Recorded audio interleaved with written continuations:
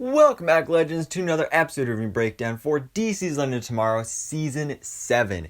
And today, we're talking about that finale, that amazing finale. Literally so good, because there's so much happening in this episode. Not only wrapping up storylines from, obviously, Season 7, but also setup. There's a lot of surprises in this episode that I was not expecting. I mean, there were some I did know about ahead of time, but still actually seeing it happen, actually seeing that character show up, was just amazing. It really was awesome. Because this is a huge episode not only for, of course, Legend of Tomorrow, but honestly I think the Airverse as a whole, because we have the loss of one major Airverse character and the gaining of a new major DC character now to the Airverse. If you haven't seen it yet, I'm not going to spoil it for you, even though I put it in the title and thumbnail anyway, so oopsies. But anyways, guys, if you've not yet seen this episode, then please be warned, I am talking full spoilers. Make sure to check it out. DC's Legend Tomorrow, Season 7, Episode 13, aka the season finale. Let's jump into this and break it down.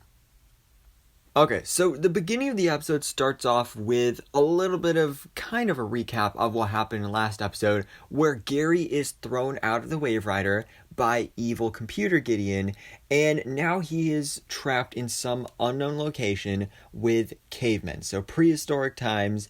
And meanwhile, we have our legends meeting for their first Wednesday family dinner, as of course now they've officially retired as Legends of Tomorrow, at least at this point in time.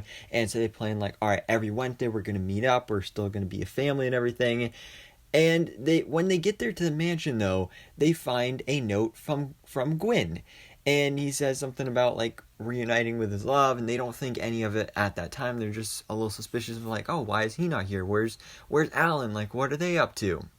When, of course, we know that, as per the cliffhanger of last week's episode, that he actually found out that Alan was a robot created by Gideon. So he then has now decided to go back in time to save Alan. And now his plan is to replace the real Alan with the robot Alan. So put the robot Alan in his place to be killed, so then he can be reunited with the real, true love of his life. But things don't exactly go as planned when all of a sudden he is shot and killed, because somebody has to die in this scenario, and now because he saved Alan, he's the one that dies.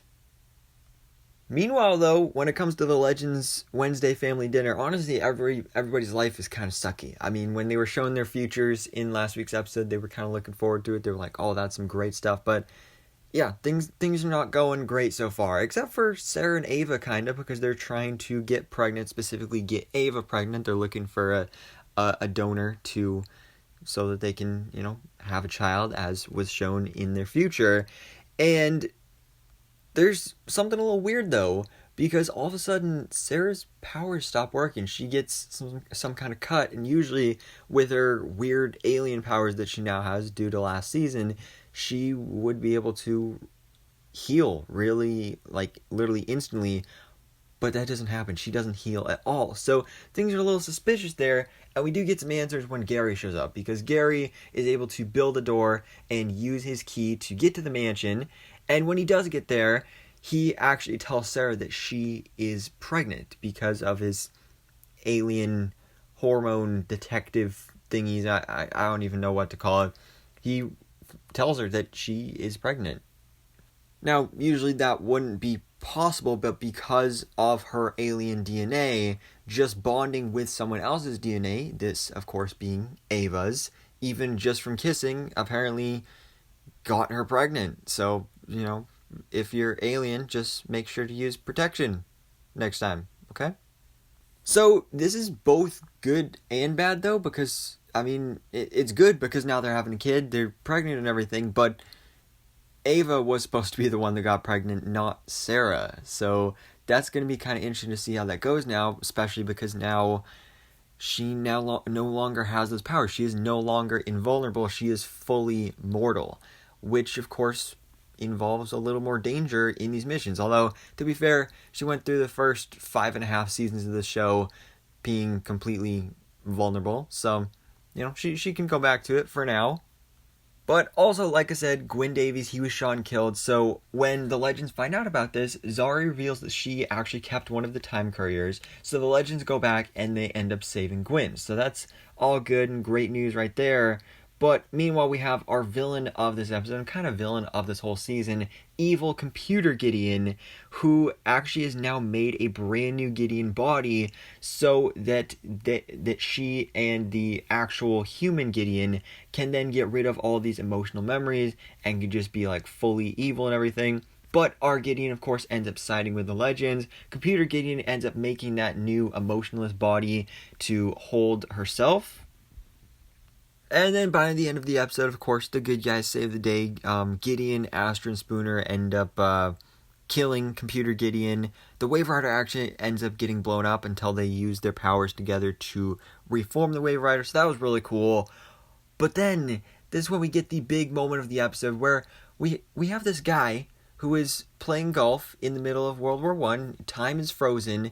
Everybody is standing still. And we have this guy that's playing golf, who is wearing some very bright blue and yellow colors, wearing a specially marked hat and using specially marked golf balls with a blue and yellow star, trademarked for Booster Gold.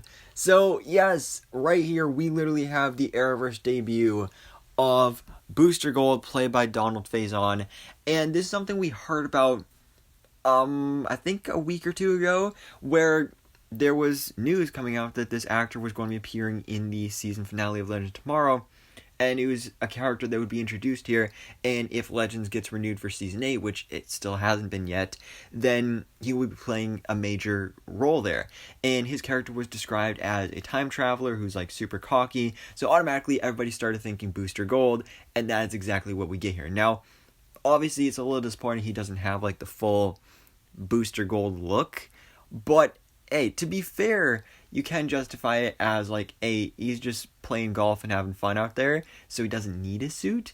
But hopefully in Season 8, which I guarantee we are getting there, there's no way they're going to end off the series on a huge cliffhanger like this. Hopefully he does officially join the Legends and get that classic comics accurate Booster Gold outfit, because we have actually seen this character in live action previously in Smallville, where honestly, he didn't look great, but better than this. But then again, I still like this. Because it's like a subtle approach to the character.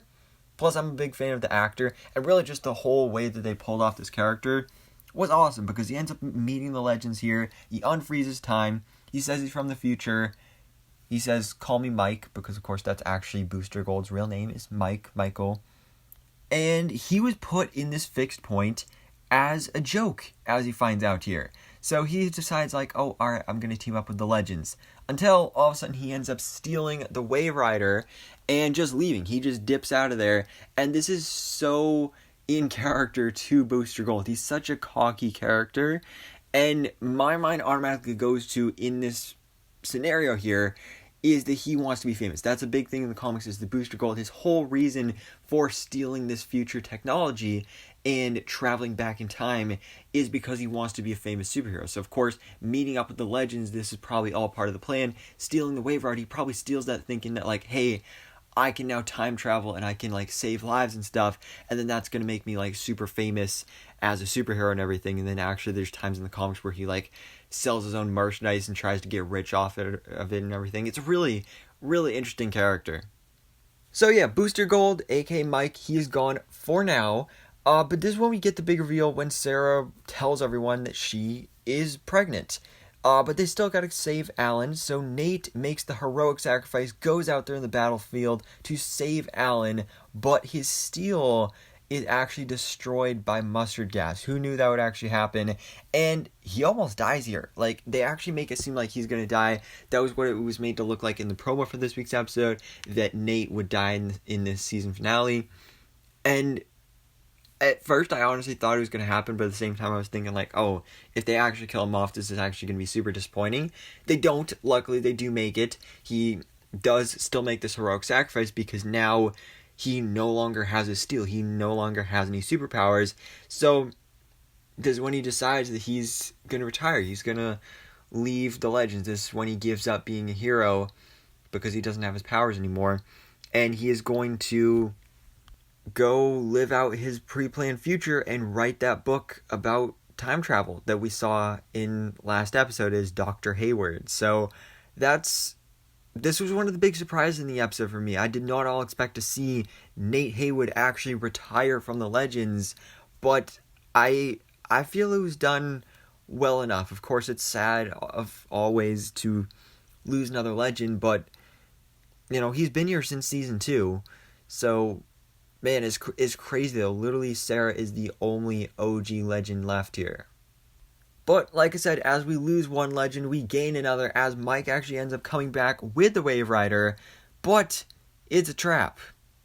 Because this is a full-on ambush here, so all of a sudden these guys start showing up here, the legends are surrounded, everybody's got guns pointed at them, and Mike says that they're the Time Crimes. I don't know who they are, if they're organizations from the comics, let me know in the comments below.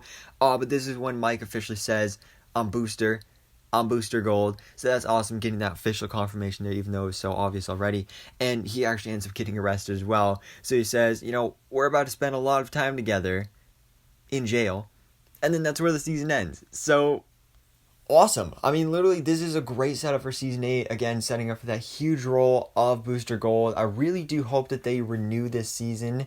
I'm not sure when it's going to be. Maybe it could possibly even be tomorrow, with ending off on this huge cliffhanger. They better renew it. I really want to see Linda tomorrow, season 8. This is going to be great. We got Booster Gold in the Airverse now, and hopefully we do get that comics accurate suit next season. But for now, I think this was a great season finale. Again, did a great job wrapping up all our storylines from season 7, the retirement of Nate Haywood, and also introducing us to the Arrowverse's Booster Gold and setting up this big storyline for season 8. But anyways, guys, let me know your thoughts in the comments below. What did you think about the DC's Legends of Tomorrow Season 7 finale? What did you think about the retirement of Nate, the debut of Booster Gold in the Airverse, and all the setup for Season 8? So, guys, let me know all your thoughts, theories, and predictions in the comments below. And thanks so much for watching. Please drop a like if you enjoyed this video and hit the subscribe button so I can keep it up to date on everything that goes on in the DC life.